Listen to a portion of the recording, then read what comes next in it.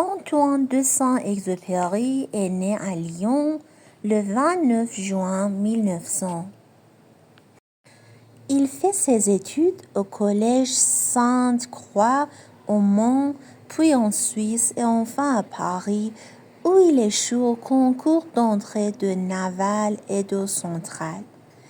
Il décide alors de suivre les cours de l'école des beaux-arts.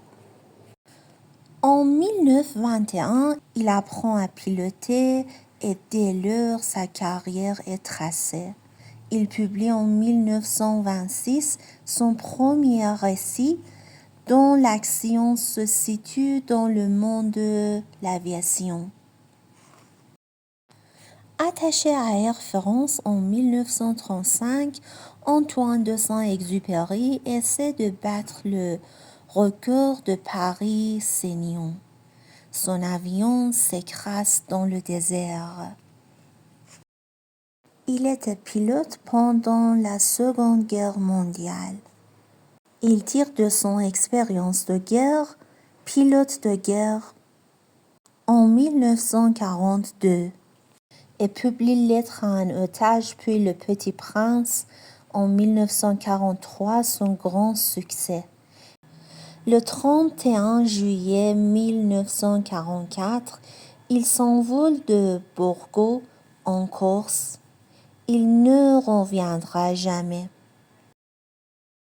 Moi, Sarah, en hommage à ce grand écrivain, j'ai décidé de vous lire l'un de ses livres les plus réussis et influents, Le Petit Prince.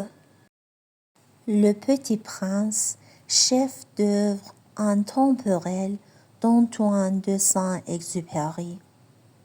Lorsque j'avais 6 ans, j'ai vu une fois une magnifique image dans un livre sur la forêt vierge qui s'appelait Histoire vécue. Ça représentait un serpent bois qui avalait un fauve. Voilà la copie du dessin. On disait dans le livre, les serpents bois avalent leur proie tout entière, sans la mâcher. Ensuite, ils ne peuvent plus bouger et ils dorment pendant les 6 mois de leur digestion. J'ai alors beaucoup réfléchi sur les aventures de la jungle et à mon tour, j'ai réussi avec un crayon de couleur à tracer mon premier dessin.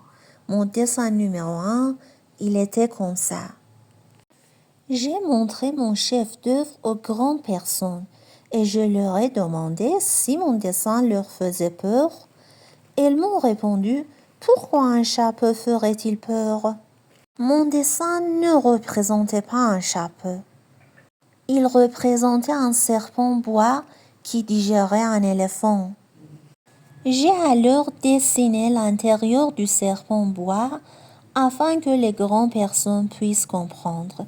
Elles ont toujours besoin d'explications. Mon dessin numéro 2 était comme ça. Les grandes personnes m'ont conseillé de laisser côté les dessins de serpents bois ouverts ou fermés et de m'intéresser plutôt à la géographie, à l'histoire, au calcul et à la grammaire. C'est ainsi que j'ai abandonné à l'âge de 6 ans une magnifique carrière de peintre. J'avais été découragée par l'insuccès de mon dessin numéro 1 et de mon dessin numéro 2. Les grandes personnes ne comprennent jamais rien toutes seules et c'est fatigant pour les enfants de toujours et toujours leur donner des explications. J'ai donc dû choisir un autre métier et j'ai appris à piloter des avions. J'ai volé un peu partout dans le monde et la géographie, c'est exact, m'a beaucoup servi. Je savais reconnaître du premier coup d'œil la Chine de l'Arizona. C'est très utile si l'on s'est égaré pendant la nuit. J'ai ainsi eu au cours de ma vie des tas de contacts avec des tas de gens sérieux.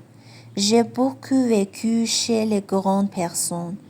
Je les ai vus de très près.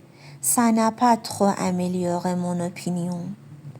Quand j'en rencontrais une qui me paraissait un peu lucide, je faisais l'expérience sur elle de mon dessin numéro 1 que j'ai toujours conservé.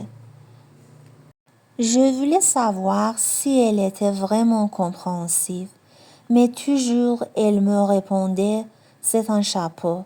Alors je ne lui parlais ni de serpent bois, ni de forêt vierge, ni d'étoiles. Je me mettais à sa portée. Je lui parlais de bridge, de golf, de politique, de cravate. Et la grande personne était bien contente de connaître un homme aussi raisonnable.